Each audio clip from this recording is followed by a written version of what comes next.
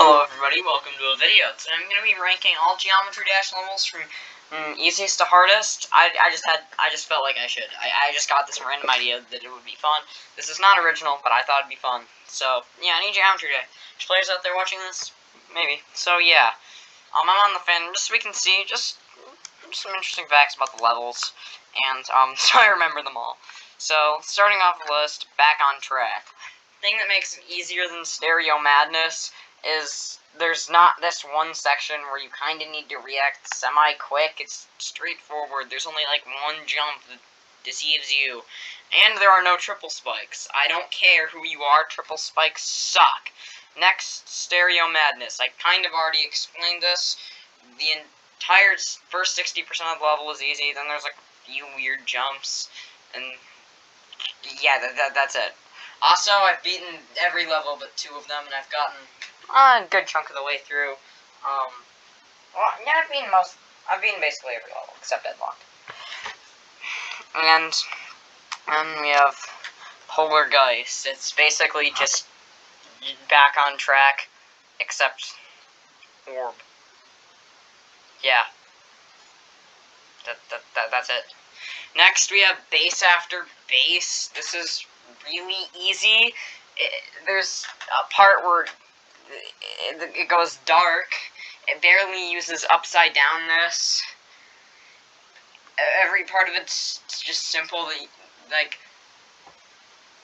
the 70% to the end, no, like 60-something% to the end is basically easy. There's only one part that they think is hard, and that's when the screen goes dark. It's not. Then we have Dry Out. The thing that makes this level harder is there are some tight jumps, and upside downness is introduced, and the player is still getting adjusted, you could say. So, yeah, next. Ooh, this could be kinda tricky, but I might have to go with... Is Time Machine easier? No. Okay. Yeah, I'm gonna say Can't Let Go is going to be next. It beats out Time Machine.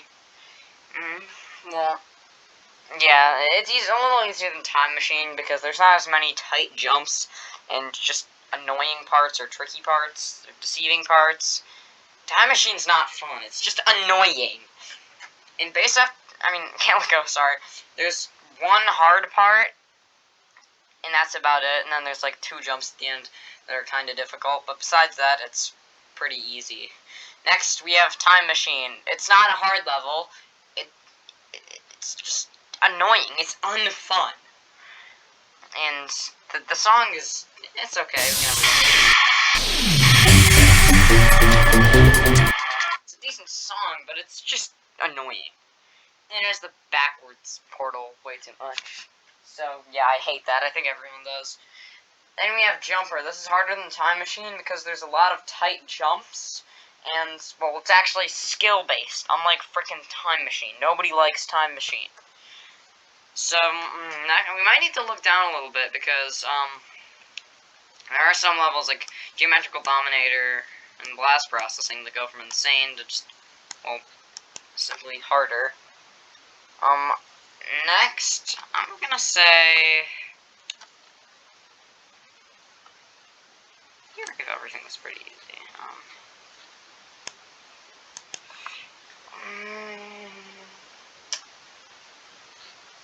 I'm gonna have to say... Electroman Adventures. This is probably a surprise, but in Cycles, there's just a few tight parts, and they're all scattered around. So there's like a few random minefields that you could die to, and there's a few tight jumps. It's like a mix between Jumper and Polargeist. I really like this level. It's pretty fun.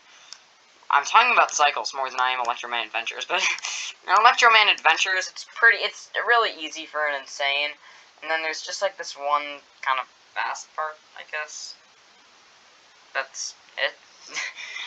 Okay, yeah. Next, we have Theory of Everything. Now, this is probably going to come as a surprise to most. But, well, actually, no, I'm going to say Cycles. Yeah, Cycles, it's kind of... Theory of Everything introduces new concepts. Cycles is kind of just a refresher of old things. And, well, it introduces one new concept, and that part is kind of tricky.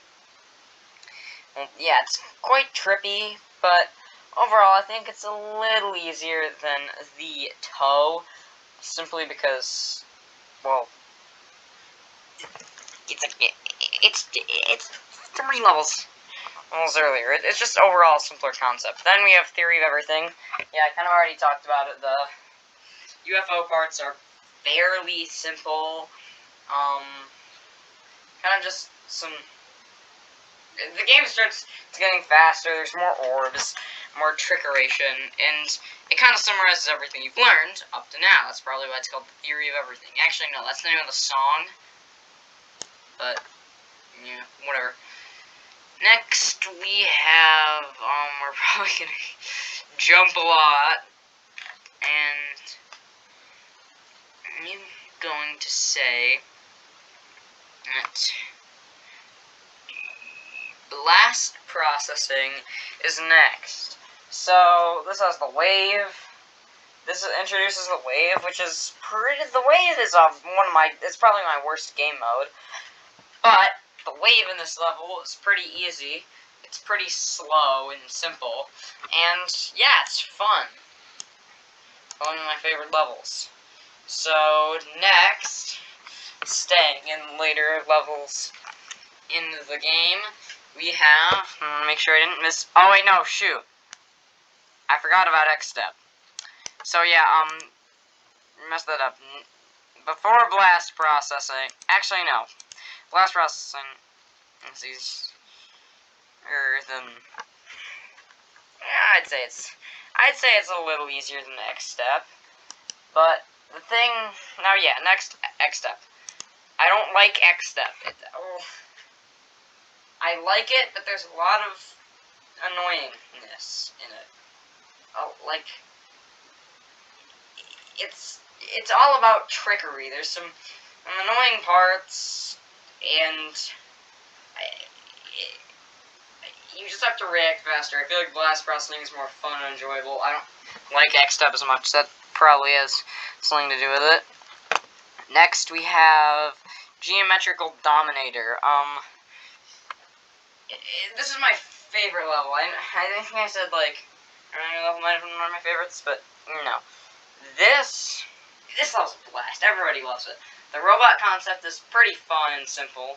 The level introduces, I mean, with this update, it came with a lot of new, like, blocks and stuff, and it's kind of just eye-popping. And there's only one difficult part, the memorization part. It's more fun than it is challenging. Next up, this is really tough. Is Finger Dash harder than Hexagon Force? Let's see, what does Finger Dash have? Everything. What does Hexagon Force have? A lot of things. Finger Dash. So let's just talk about these. So Hexagon Force, well, it introduces the dual mechanic, which is incredibly annoying. There's a lot of speed changing in the level, and the ending is really, well, can really throw you off easily. And then there's one part that's just absurd.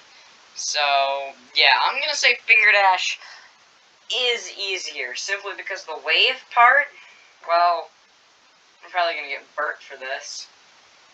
But, there's, the level overall, it's pretty medium. The entire, it's balanced. But it's balanced at a reasonable difficulty, so you can really die about anywhere. It's the most balanced level in the game. You could die about anywhere. The entire level itself, it's not brutal, but it's consistently going to challenge you, I'd say. Except for, like, a few parts, like, maybe the end. Next, we have Hexagon Force. Duel sucks. It's just a really annoying level, and I love it, but There's some really stupid parts. Next, we have another tough one. Which one's harder? Electrodynamics or Clutterfunk? Gotta go Clutterfunk. This level is exactly what it says.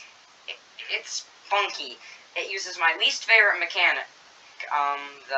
Besides Duel, the, backwards portal basically makes you change direction, and blind jumps. Now, there's a lot of, it introduces being small. The entire level is like a tight jump. You have to react insanely fast, and it's just a mess. It's fast, and it's tight. Everyone struggles with Clutterfunk. We can all agree on that. Next, Electrodynamics. Oh my god, I hate this level so much. Well, I want to punch it. Also, I just realized, Clutterfunk does not have speed changes. That's just becoming small, and you become a little faster. Oh, Electrodynamics grinds my gears. Well, kind of. So,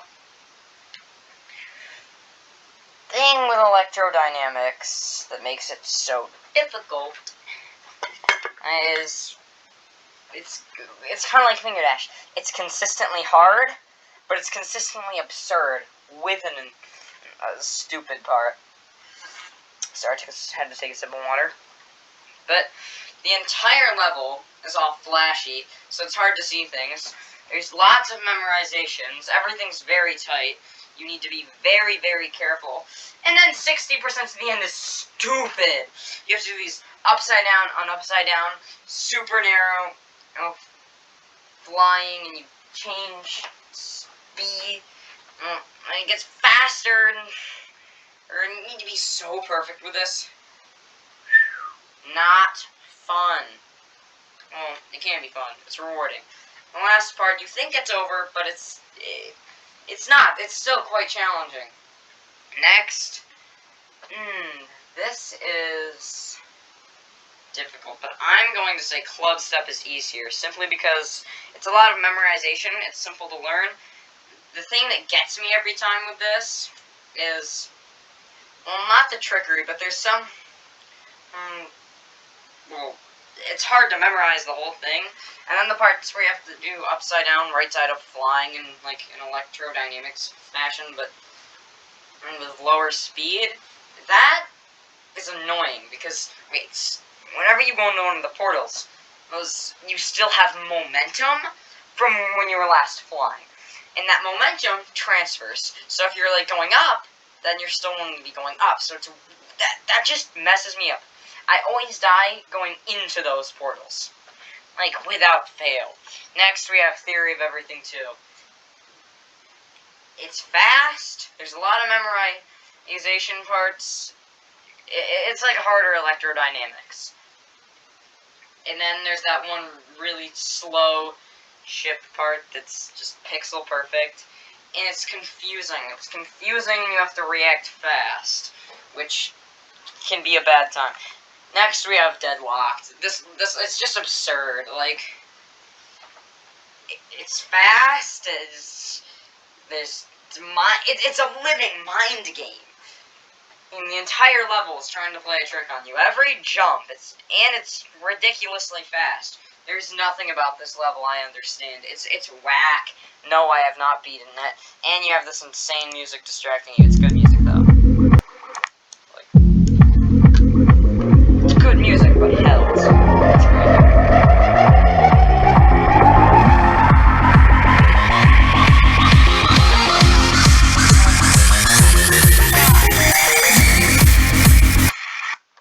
So, yeah, that's it. This is my ranking. If you want to rank you can do this in the comments section. So, yeah, do you agree with me? Do you not? Do you even play Geometry Dash? I don't know. Anyway, goodbye. Like, subscribe.